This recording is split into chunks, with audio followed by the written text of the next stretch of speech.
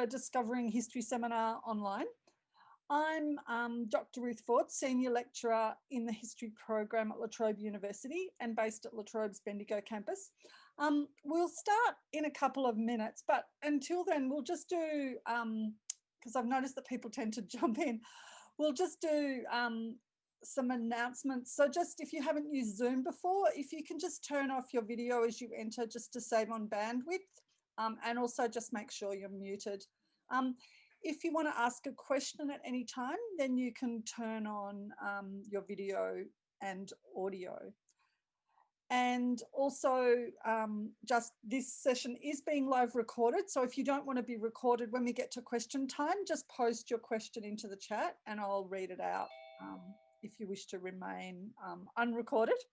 So now we'll just do announcements. And the first one is just if you want to be added to the Discovering History email list, just email r.ford@latrobe.edu.au. As I said, the seminar is being recorded by the Goldfields Library and it's available on YouTube. So if you've got colleagues, friends or family, you can forward them that link. The other announcement is the Studying History at La Trobe. If COVID's making you reassess your priorities, then we think studying history is a great option. We've got students from 18 to 80, so it's never too late to start or resume studying.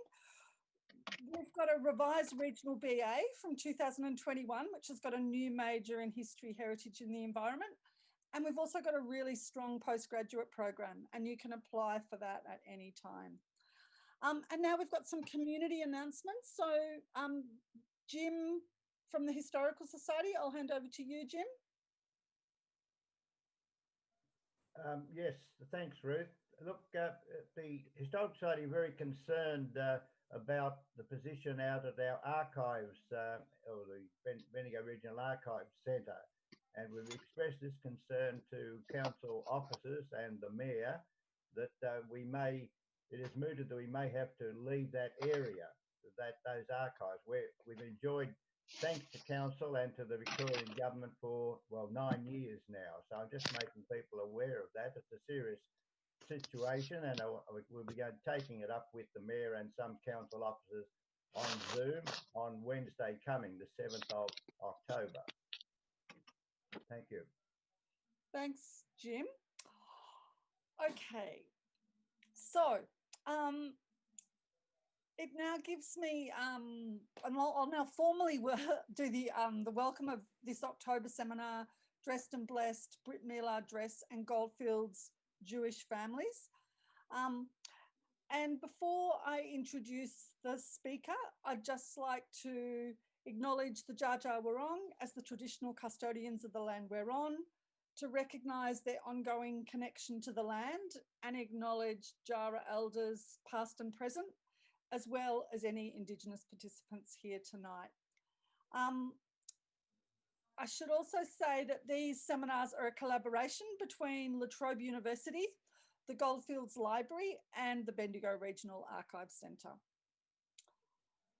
So the format is that the speaker will speak for 40 minutes and we'll have 20 minutes for questions and discussion.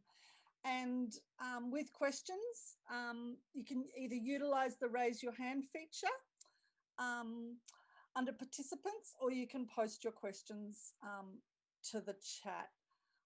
And as I mentioned, it is being live streamed recorded. So if you ask questions, your voice and face will be live streamed and recorded. So if you want to ask a question but not be recorded, then just post that question to the chat.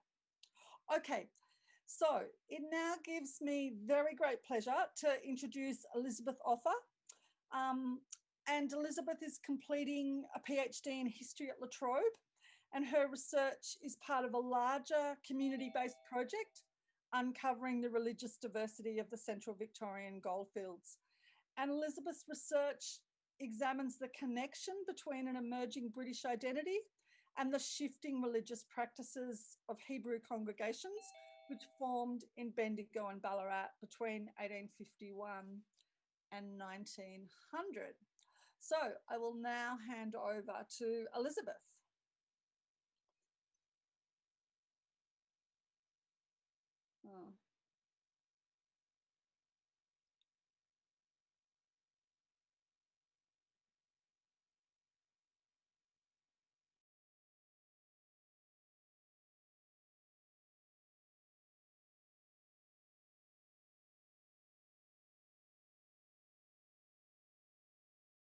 Sorry, can everybody hear me?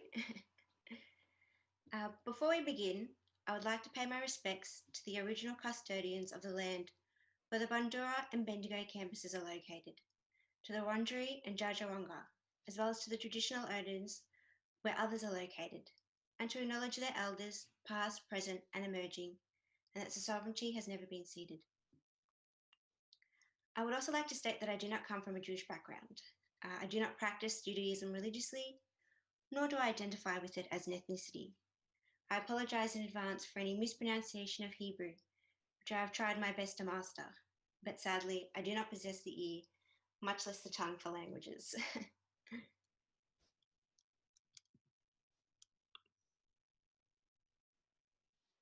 Born on the sprawling streets of London in 1843, Rebecca Kurkur's childhood was uprooted by the twin traumas of grief and migration. After the death of her mother, Esther, the family sailed to Australia, arriving in the Victorian colony sometime in 1851. Rebecca migrated with her father, Isaac, as well as several brothers and a sister, undertaking the long 4-month ship voyage over rough seas and through humid weather to reach distant colonial soil. Later in the decade, the Kurkur family were on the move again, this time journeying to Ballarat, where Isaac established himself as a tobacconist on the main road. It was not long before his sons followed his example, moving to nearby areas to establish their own businesses. Within 15 years, the Kurkur family created an extensive mercantile and familial network in which money, goods, and aid passed along. During this time, Rebecca remained with her father, possibly helping him to run and operate his store in Ballarat. Located further down the main road with his own jewellery and watchmaker business was London-born Sydney Abraham. In 1860, 26-year-old Sydney Abraham and Rebecca Kurkur, who was just 17 years of age at the time, married in the Ballarat Synagogue. A young bride, Rebecca soon became a young mother, raising a large family in Ballarat. For Rebecca Abraham, as it was for many other women, the Central Victorian Goldfields were places of marriage, birth, and family, where faith thrived alongside colonial progress and golden promises. Throughout her life in colonial Victoria, these aspects experienced significant shifts, impacting conceptions of family, children, and faith. The maternal and familial life of Rebecca in colonial Australia has been marginalised in our current art histories and understandings of the goldfields. However, significant archival remnants remain. Stored safely in the Jewish Museum of Australia are 3 white baby dresses made by Rebecca Abraham for her 14 children between 1860 and 1880. These dresses not only provide a fascinating glimpse into the colonial Jewish family, but also offer a potential insight into the shifting ideas surrounding an important Judaic life cycle ritual. While the Abraham baby dresses do not have a specific stated use, nor was any provided by the accompanying oral family history, they will be examined through a religious and class lens, exploring the possibility that these dresses may have been used for a Brit Milah. A Brit Milah is a circumcision ceremony in Judaism that holds an important and enduring place within Judaic religiosity and tradition. According to the biblical account, Jewish circumcision originated with Abraham, who at divine behest circumcised himself at the age of 99. In Genesis 17:11-12, circumcision is described as the covenant made between the Jewish people and God, specifically noting that this ceremony must occur on the 8th day from birth. The ceremony surrounding a Brit Milah is filled with chanting, prayers, and songs, which is later followed by a festive meal and blessings. A circumcision ceremony is performed by a mohem, who receives training to complete this ritual. Circumcision acts as a physical signifier, which many within Judaism viewed as essential for male entrance into the convent, the community, and the world to come, defining this ceremony as a highly significant aspect of a male Judaic identity. While circumcision ceremonies continued to hold a highly central place in colonial Jewish communities, this ritual underwent certain changes in its practice, as it did in many other countries during the 19th century. Usually this is in frontier places, but also in more established Jewish centres in Europe. Jewish parents on the Central Victorian Goldfields deviated from prescribed observances of a Brit Milah as they responded to the limitations of available religious knowledge and colonial distances, as well as changing social and cultural ideas on childhood and ritual. Such alterations spoke to the larger mediations that occurred for Jewish parents such as Rebecca and Sidney Abraham, who negotiated between Judaism, Britishness, and colonialism to define and express their felt belongings and identities. These social, cultural, and religious modifications connected to a longer process of change that began overseas in Britain and Europe. However, it would be further shaped and impacted by their migration to the colonies and the transformative potential of the goldfields. Following close on the heels of the California gold rush in 1848, the Australian colonies soon experienced a rush of their own. In the early 1850s, gold deposits were found in New South Wales, in the fledgling colony of Victoria, and later, smaller findings were made in Queensland. News of these discoveries quickly spread, causing hundreds of thousands of migrants from across the globe to flock to the colonies to try their luck on these new goldfields. The gold rushes dramatically transformed New South Wales and Victoria, ushering in a range of sweeping civil, social, and economic changes within a short amount of time. The huge intake of migrants into the colonies also influenced the structure of religious groups, bolstering minority faiths and communities.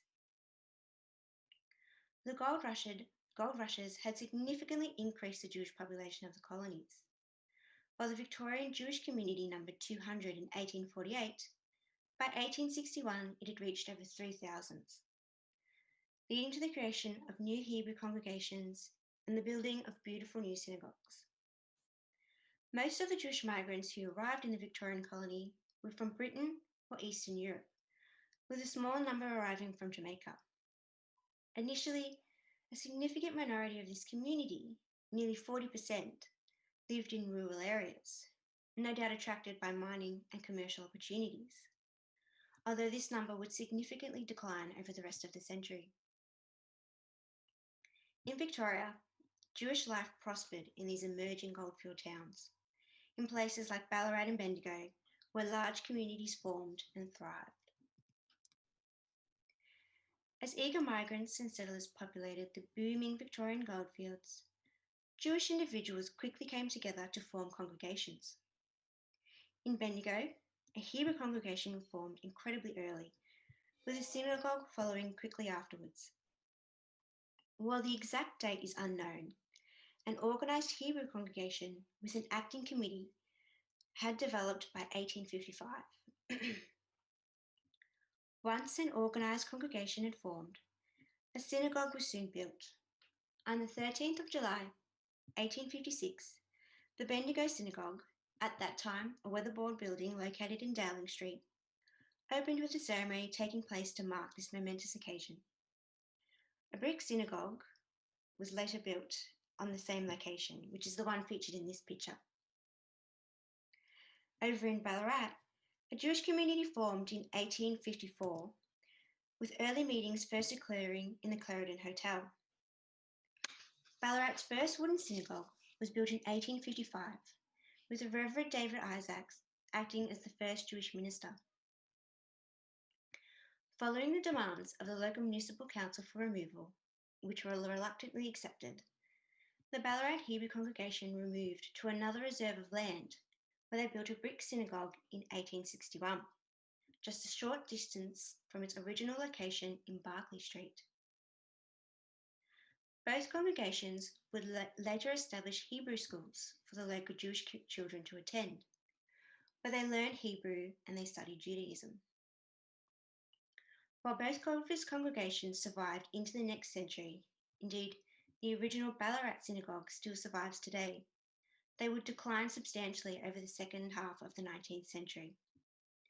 During this time, however, these synagogues came to stand at the centre of organised Judaic life in the goldfields, becoming a central aspect of the community's Judaic worship and practice. The Ballarat Synagogue and Hebrew congregation were a significant part of the Abraham's life and communal identity. Sidney Abraham was a member of the Ballarat Hebrew Congregation Committee, sitting as treasurer in 1862, and some of their earliest sons had their bar mitzvah, a coming-of-age ceremony for Jewish boys, in the Ballarat Synagogue. The Abraham children also attended the local Hebrew school, taking part in school picnics and social events. Their involvement in the local Hebrew congregation and school displays a desire to incorporate and connect with institutional Jewish life, and that shaped their ideas of familial duty in the home. The family holds an important place in Judaism, which comprises one of the most closely tied units in Jewish tradition and social life, that is laid with expectations, ideals, and certain responsibilities that differed for men and women. In traditional Judaism, women's religious role was shaped by their expected labour both in the home and the wider community, which could extend to include an economic role. Jewish women were exempt from most time-bound commandments, but were expected to practice the religious laws which were of most relevance to them. While men were required to follow all 613 commandments, only 3 refer specifically to women, which are the lighting of the candles on the Sabbath, Challah, which refers to the burning of a small piece of dough prepared for breaking bread, and Niddah, the observance of certain laws surrounding ritual bath immersion and marital purity. In colonial Victoria, these religious laws and commandments continue to remain as a significant element of women's lives, who continue to observe these practices, even on the goldfields. Jewish families, such as the Abrahams, not only drew upon their rich religious and cultural traditions to shape their social and gendered identities, but were also influenced by wider social and class ideas. Another important aspect of the Abrahams' identity was their British middle-class identification that was at times mediated through the home space and by Rebecca, a negotiation that could prove challenging. Christian domestic servants were employed and worked within the intimate setting of the Abrahams' family home. Servants such as Maria Patterson, who was 15 to 17 years of age at the time of her employment in the Abrahams' household, and was later discharged when it became known that she was stealing clothing from the family. Patterson claimed that the spirit had moved her to do this deed, a possible attempt to blame her thieving on the Abrahams' Jewish identification. While servants could create additional stresses, for Jewish families who either were or aspired to a middle-class status, the engagement of domestic servants acted as a means of indicating this position, while also lightening the workload of mothers. The presence of domestic servants within the Abrahams' household likely served this twofold purpose. Rebecca herself also reinforced ideas of middle-class conformity by specifying the requirement that only respectable girls need apply for such positions in her household. Persons who either worked, lived, or resided in the home space could be required to meet certain standards as they reflected the identity of the household. The households of Jewish families on the goldfields were complicated spaces that were overlaid with multiple ideas and expectations. For the Abraham family, their middle-class status became harder to maintain as they experienced financial difficulties. In 1865, the family relocated to Bridge Street. In the same year, Sydney's pledged goods were purchased by Joseph Crawcraw, his brother-in-law, though this merely delayed the inevitable. 1 year later, Sydney filed for insolvency. Sydney's economic downfall seems to have been related to his extensive dealings with a man who assumed the name Cohen and had fled from Ballarat without settling his debts, leading to Sydney's financial ruin. During this hardship, the family were able to find support from Rebecca's brothers, who provided Sydney with a job and a cottage for his family to reside in. Relying on her extensive kin network, Rebecca continued to look after her family and work to maintain a respectable family image, as well as strong familial identifications to Judaism. The dual discourses available to Jewish women concerning the home, their family, and the role of mothers found convergence in colonial Australia.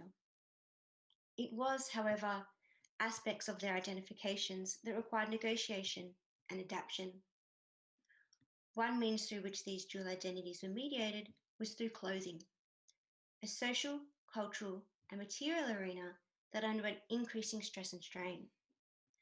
With a large movement of migrants into the colonies, particularly in New South Wales and Victoria, clothing came to hold a significant, though contested place in society.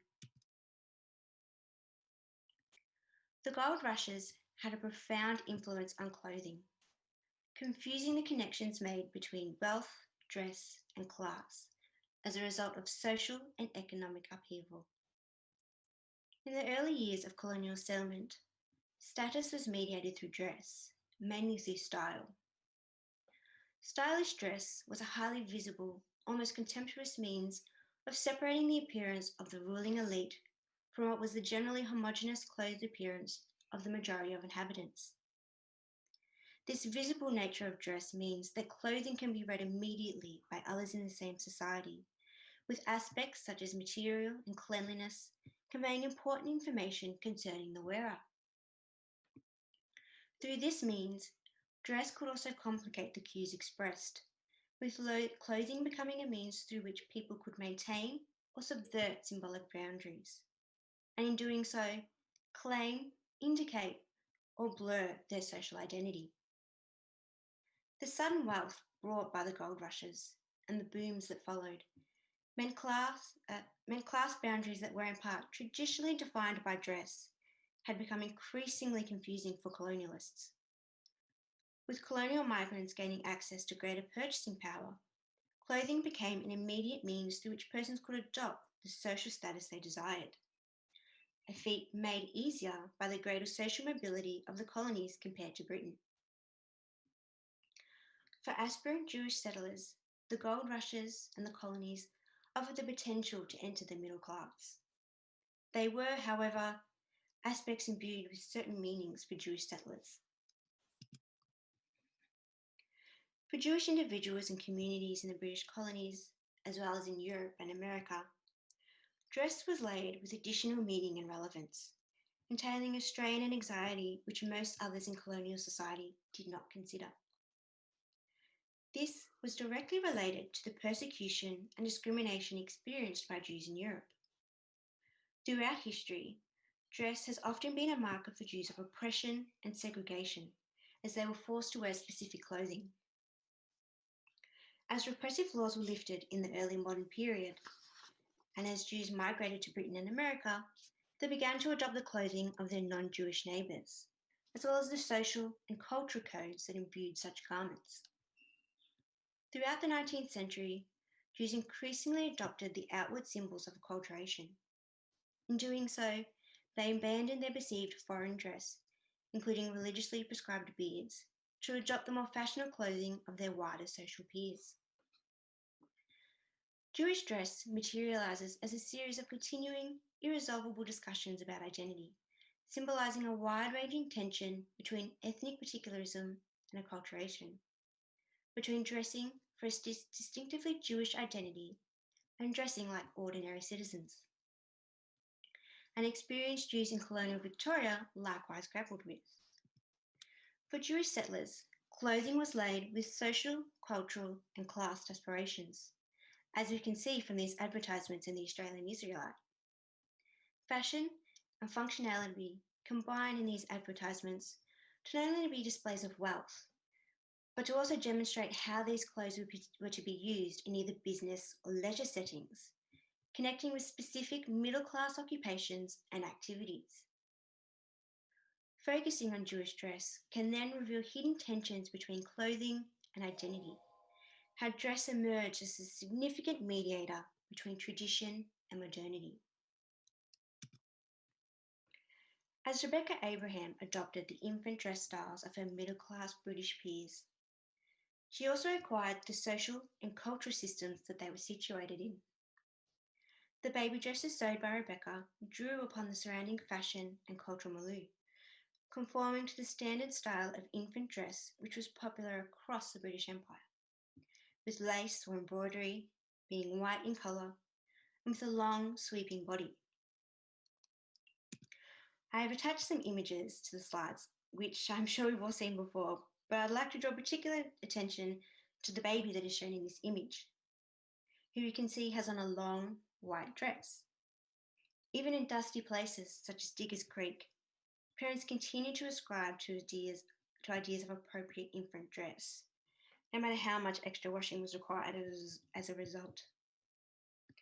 The Abraham baby dresses were made of white cotton and included both hand and machine stitching. Lorinda Kramer, an expert on Goldfields sewing and clothing, noted how the buttonholes on these dresses were hand-stitched, while other parts of the garments had been made using a sewing machine. In the 1860s and 1870s, sewing machines did not include a buttonhole feature, and explains why the dresses include both hand and machine stitching. The Abraham family did own several sewing machines, which were sold before their later removal to Melbourne. The baby dresses also include lace, which Kramer suggests was bought and not made by Rebecca. The lace on the baby dresses was also inspected by June Stringer, a lace expert, who likewise felt that the lace to have been machine-made, as the threads appeared coarser than the thread used when hand-making lace. These visible signs of 19th century dress would have been read and understood by someone in the same society, with style, material, and signs of wear communicating important information about who the wearer was. While Jewish individuals and families negotiated modern dress and its meanings, the Brit Milah rituals were also being adapted in the colonies. Distantly located from the centres of Jewish life in Europe, the Australian colonies in the mid-19th century presented a number of challenges for the continued practice of circumcision ceremonies. One of the most significant problems surrounded the men who performed such rituals, the mohem, or mohelium in plural, who seemed to be in high demand. This issue, however, varied across the colonies, becoming a concern that contemporary evidence suggests was not as severe in more established colonial centres. While Jewish colonialists who resided in established centres such as Melbourne and Sydney found little difficulty in securing the service of a mohem, families located in rural or frontier settlements may have found this a more difficult task, one that possibly required additional money, time, and negotiation. Benjamin Arenslig, a trained mohem, arrived in the Victorian colony from Britain in the early 1850s and continued to perform circumcision ceremonies in the colonies. To keep track of the ceremonies he performed, he recorded the date, ages, and location of the boys he circumcised, as well as the funerals he conducted. The age of infants who received a Brit Milah in frontier settlements such as Bendigo ranged from 4 to 6 months. Also recorded in the journal was an entry for a young boy, Solomon Phillip, who resided in Ballarat and was 2 years old at the time of his circumcision. As stated before, a Brit Milah was required to be performed on the 8th day from birth. For infant boys circumcised in Melbourne and its nearby areas, no noticeable trend of older ages was noted. In the journal, the majority of entries for a Brit Milah in Melbourne did not state the age of the infant, suggesting that they were conducted on the 8th day. Only a small number of circumcision rituals conducted in Melbourne included an age, and when they did, these boys tended to be well past the 8th day of life. On the early Central Victorian Goldfields, there was a shift in ages for a Brit Milah, one which this journal suggests was not as widespread in more populous colonial areas. The time and resources needed for families to locate, communicate with, and then wait for the mohem to arrive were all contributing factors in the delay of ceremonies. This was an unavoidable circumstance of the colonies, in which settlements were distantly located and could lack a reliable transport system. A train line to Bendigo and Ballarat from Melbourne was not built until the early to mid-1860s, meaning that the Mohem who travelled from Melbourne to the Central Victorian Goldfields in the 1850s was required to undertake the week-long journey by cart or horse. With their first child born in 1861, the Abrahams family likely did not experience such issues in securing a Mohem, as the Ballarat Hebrew congregation had in their employ a Jewish minister by this time, who could perform these ceremonies. While the difficulty in finding and securing the services of a Mohem varied for parents across the colonies, these were decisions that required some serious consideration, as the official recognition of the Mohillim varied. With the chief rabbi of the British Empire located in England and the colonies lacking a governing body in the form of a Beit Din, a rabbinical court, there was little local means of overseeing the Mohillim who performed in the colonies, though this is not to suggest that there was no formal supervision. Formal accreditation could be supplied in the colonies. Formal accreditation as a Mohem in the colonies required first undergoing a personal examination by the chief rabbi. Hebrew congregations could also issue certificates of competency, but it is unclear how common this practice was. There were Mohillim who practiced independently from a Hebrew congregation and without the permission of the chief rabbi, who travelled to remote communities and families to perform significant Judaic rites and rituals. This was possible due to the fluidity of the colonial communities, which also affected who was circumcised. Across the century, Melbourne's Hebrew congregations noted that circumcision ceremonies had been accidentally performed on sons who were born from Jewish fathers and non-Jewish mothers, the offspring of which were considered non-Jewish, as per the custom of matrilineal descent in Judaism. While circumcision rituals were shaped by colonial conditions and limits, ideological shifts that were occurring elsewhere would also come to influence colonial discourses surrounding these ceremonies.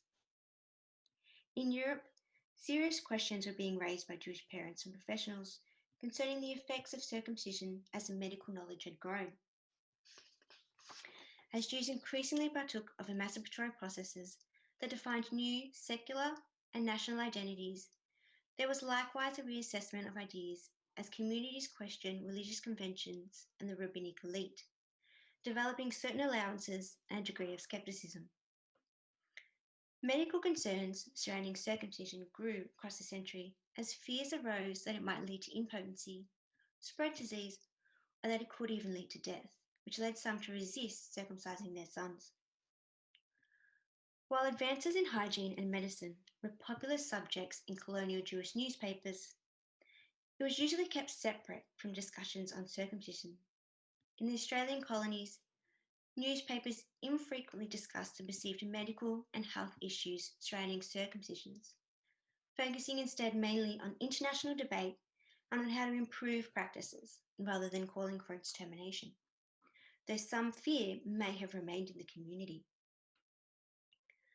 The improper practice of a circumcision could lead to terrible consequences, resulting in the deaths of infants through painful infections, though this was very rare in the colonies.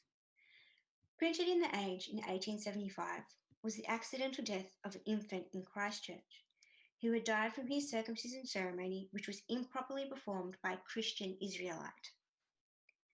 When an infant died shortly after his circumcision ceremony in South Australia, the Mohem who performed the ritual was accused of causing blood poisoning, which was later proven incorrect. The immediate allegation that centred on the Mohem suggests that contemporary European discourses surrounding circumcision, health, and the possible impacts were well known to colonial families. Rebecca and Sydney Abraham may have likewise shared in such concerns. Communities and parents were aware of the dangers and took the necessary precautions to protect their children, relying on the positive feedback expressed through newspapers by other parents to possibly choose a Mohem. as Jewish families responded to the unique setting and location of the colonies, altering when and how ceremonies were practiced. Other adaptations may have been more subtle and voluntary, such as the style of infant dress. The dresses sewed by Rebecca Abraham may have been a reflection of the family's two identities, occupying the middle ground between Judaic tradition and the modern British middle class. The oral family history that has survived regarding the Abrahams family attribute the making of the three baby dresses to Rebecca herself. This oral tradition does not detail what and when these items of clothing were used. However, these dresses may have been used for a Brit Milah. The three dresses are in remarkably good condition, an amazing feat for a family with 14 children. The quality of the surviving Abraham's dresses suggests that these were clothes that held a public function and were worn infrequently, put aside either for special visitors, religious ceremonies, or formal occasions. Children's clothing that has a special religious, social, familial, or cultural value is far more likely to survive than everyday wear, with christening gowns often the most likely to be reserved. While Australian collections remain incredibly sparse regarding our colonial Jewish dress, a significant record of similar baby dresses has survived in America. These American Jewish baby dresses, many of which extend back into the 19th century, are of a similar style to those produced by Rebecca Abraham. On the screen, there is an image of a Brit Milah dress from 1870, or here it's called a bris, which is the Yiddish term. And we can see that it has similar lacework, as well as a long train behind it, as well as being white in colour. Now, these stylistic features were also common for less formal baby dresses in Western places at this time. However, this also stands as evidence that it was being adopted for certain religious ceremonies. A majority of these American baby dresses have a stated use as a Brit Milah dress, particularly those which are in good condition, as this one is, most likely because they were only worn once.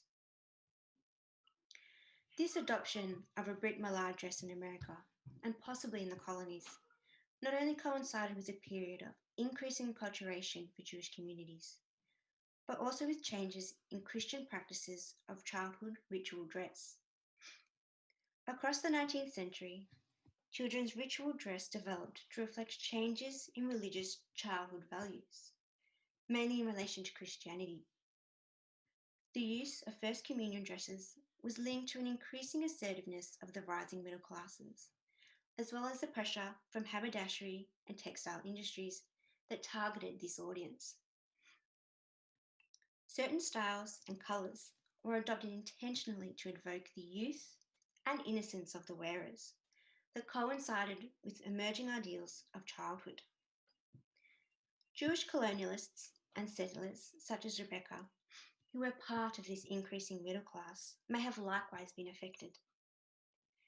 This incorporation of infant dress into Judaic religious ritual may reflect the shifting ideals of colonial Jewish communities as they became increasingly middle class and identified with Britishness, which was heavily grounded in Christianity at this time.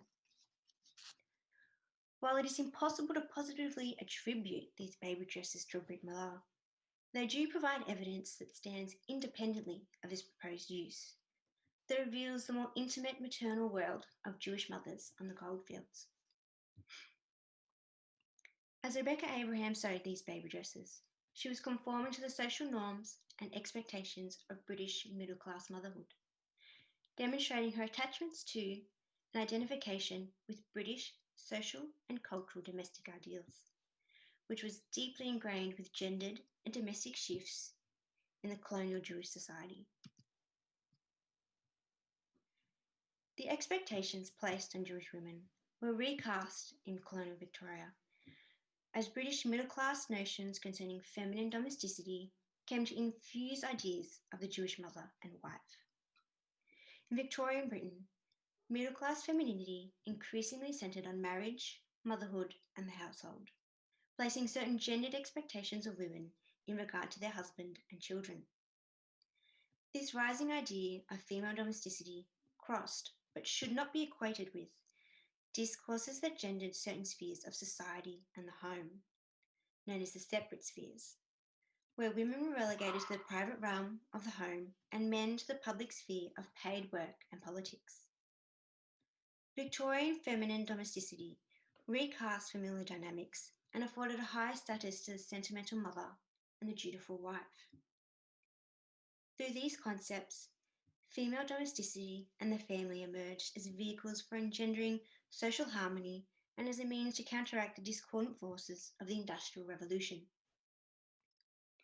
Christian groups in particular would respond to socio-economic growth with religiously linked gender frameworks, which would also come to impact Jewish communities as well.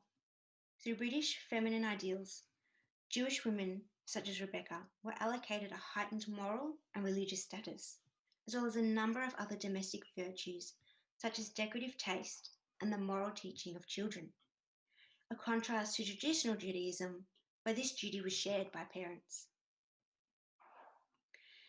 The emergence of British femininity with Judaism encouraged women to more fully engage with the synagogue and public worship through choirs, committees, and decoration, which altered women's relationships with this communal and religious space.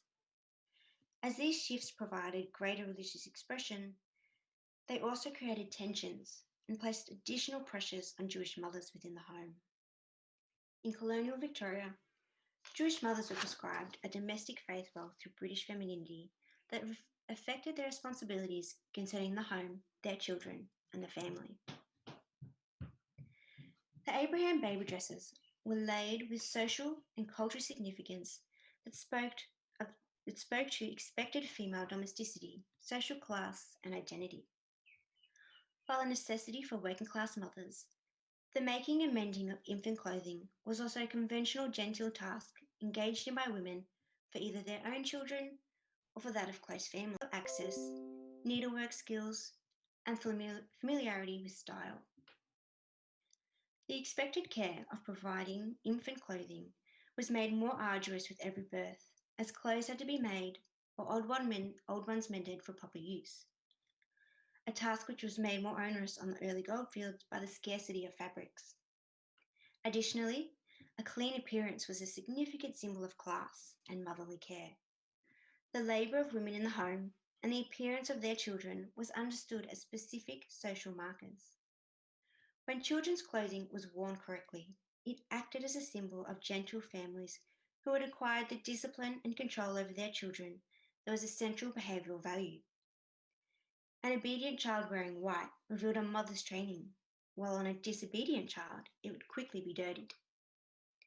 While white fabric is hard to keep clean even in urban environments, the expected cleanliness demonstrated through white clothing was further exuberated by the rough and often dusty frontier location, which increased the difficulty of keeping children neat and tidy.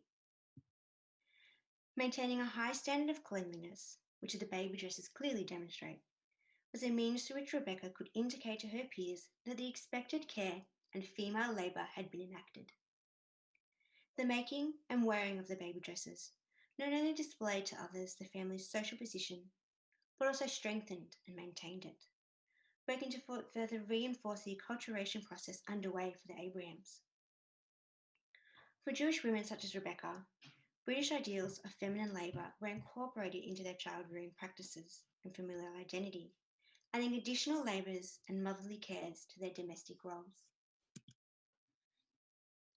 Influenced by shifting ideas of dress, childhood, and female domestic labour, Jewish mothers sewed clothing for their children that reflected the social, religious, and cultural identifications of families. While Rebecca dressed her children in British middle-class clothing, enacted feminine domesticity, and hired respectable servants, her family also attended synagogue. Her sons celebrated their Brit Milah, and her children were enrolled in the local Hebrew school. Jewish wives and mothers were drawing from both Judaic and British ideas concerning their role within the family home and their perceived expectations regarding their children.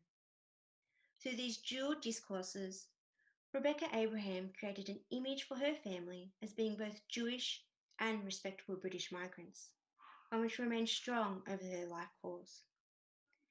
The Abraham family remained in Ballarat until 1887, when they removed to Melbourne after Sydney purchased a business in South Melbourne.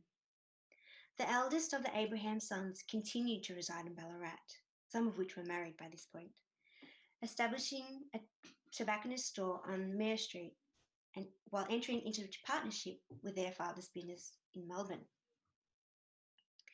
In 1894, at the age of 61, Sydney Abraham died, leaving a large estate of £4,772. Rebecca remained in Melbourne after her husband's death until her own death at the age of 57 in 1901. As the Abraham family reveals, women were contributing to communal and familial mediations of religion and empire belonging that was further impacted by colonial realities and imperial distances. It was not just men who dominated in the more prolific arena of the synagogue and public work, who balanced Judaic religiosity with British social and cultural identifications, but Jewish women were also working to create and maintain this dual identity. Jewish mothers and the decisions they made regarding home practices played an important role in creating and reinforcing not only their own identity, but also their families as well, contributing in subtle though significant ways to the acculturation of the community. Jewish women and their shaping of familial identity was central to the acculturation process that would have lasting change in a community, which would increasingly connect and align itself to colonial British society. Thank you for joining me today, and I would like to wish everybody a happy Sukkot for tomorrow, which I hope I pronounced that correctly. Thank you very much, Elizabeth. That was great. So what we're going to do now is we're going to open it up to questions, both live audio questions. You can just raise your hand in the participant so that I can see you, or you can post a question to the chat.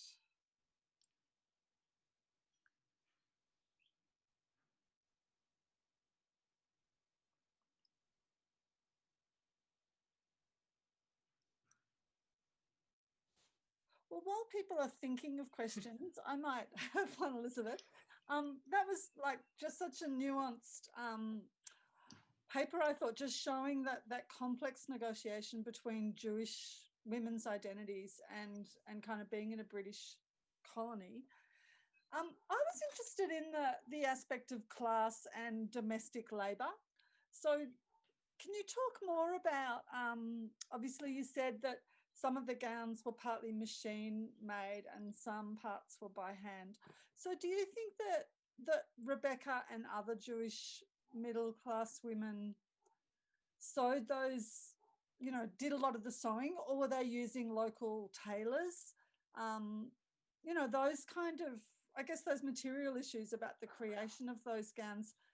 Do you have any other examples from other Jewish women in the colonies on whether women, you know, part of the both Jewish and British femininity was to sew your own child's gown, or was it accepted that it was okay to, you know, have it tailor-made?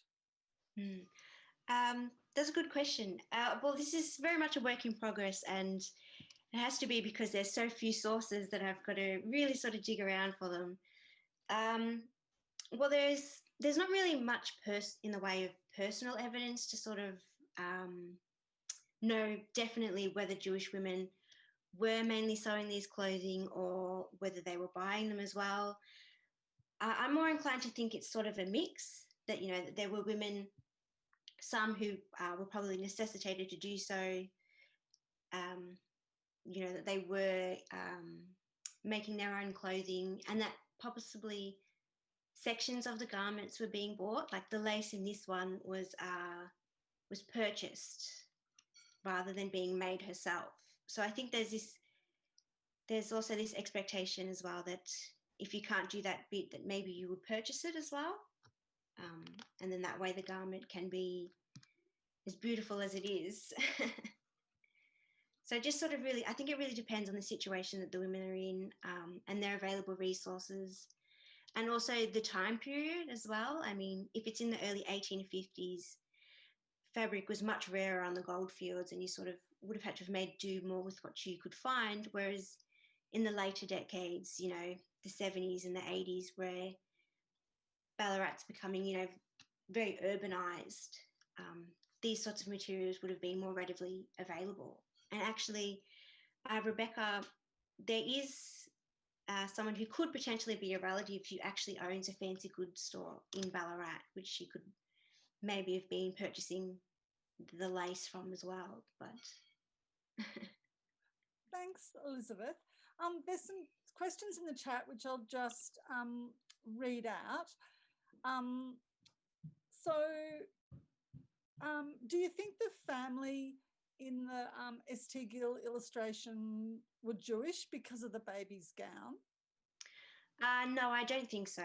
I think it was just as sort of a family on the goldfields. I mean, this style of dresses were widely popular amongst the whole British Empire. So we can see even in places such as America that there's, you know, these styles of dresses being used, you know, white in colour with the embroidery and the long body. And yeah, there are also styles that are being heavily used by the non-Jewish community as well. And just another question from a YouTube viewer. Did you see any references to music in your research? Not really. It's the thing with the evidence is that we have very few evidence in the way of diaries or letters. A lot of it has had to be gained through newspapers, and often the focus in newspapers is on the expertise of the mohem and how well they're performing. So we don't really have very much in the way of how the rituals were themselves being performed and whether that included music or the role of music in those ones as well. Okay, and then just another question from the chat. Did the Jewish community keep to themselves or did they integrate into other communities? And were they involved in any of the uprisings in Ballarat? The Jewish community was very much integrated within wider society, and that's on the goldfields as well as in places such as Melbourne. They very much became part of the social and economic fabric of these communities. You know, they're joining societies, you know, the Freemasons, they're joining local councils, they're also joining a range of sort of societies and really sort of building these networks that move across sort of faith divides. So while there are strong network links within the Jewish community, they also extend beyond them as well.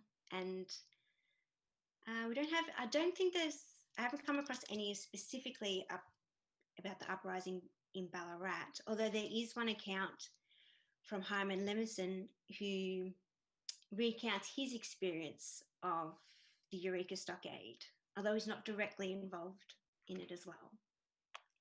Right. And now a question from the Jewish Museum of Australia, and maybe you could bring up the St. Gill image because it relates to that while I'm reading the question out. Mm-hmm. So in the Gill image you posted, there was a cloth that was draped over the door of the hut. Did you notice this? And do you think this could have been a traditional Jewish prayer shawl? Great observation too by our viewers, I have to say. Oops, hang on, sorry. So this one. Oh. Sorry.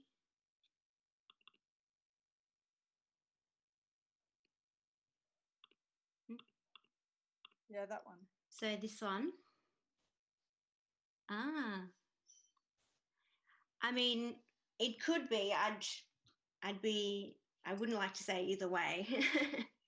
I'm not sure whether Gill sort of went in with an eye for these sorts of to go looking for specifically religious people, like the Jewish people. So, I mean, the image is mainly for the baby dress. So it could be, but I'm not sure. Great, thanks. Now, I'm just going to give a chance for anyone that wants to make a live audio question, which we also welcome. So sometimes the chat questions dominate because I think it's easier for people. So I've got a question from Sarah, and let me just... Oh.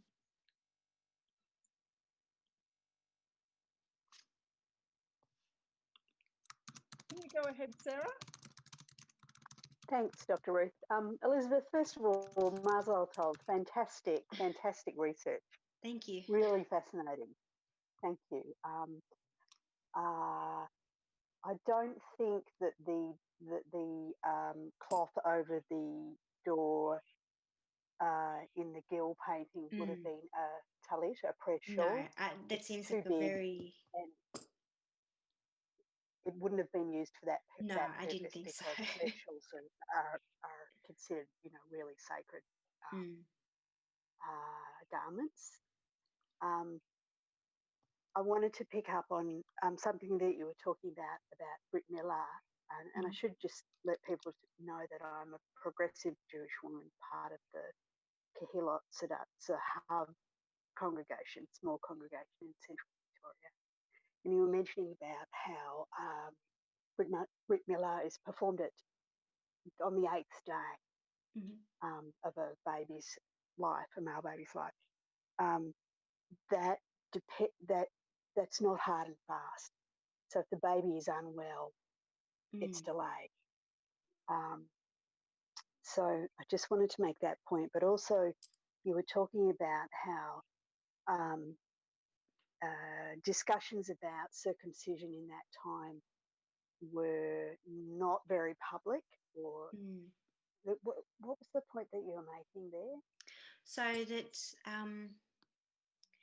that there were sort of these discussions around that, potential impacts that these could be having, as medical knowledge had been growing at this time, but they seem mainly to be discourses that were much more widely discussed in sort of, say, Europe, whereas in the colonies, we don't really have evidence of it being a very public discussion.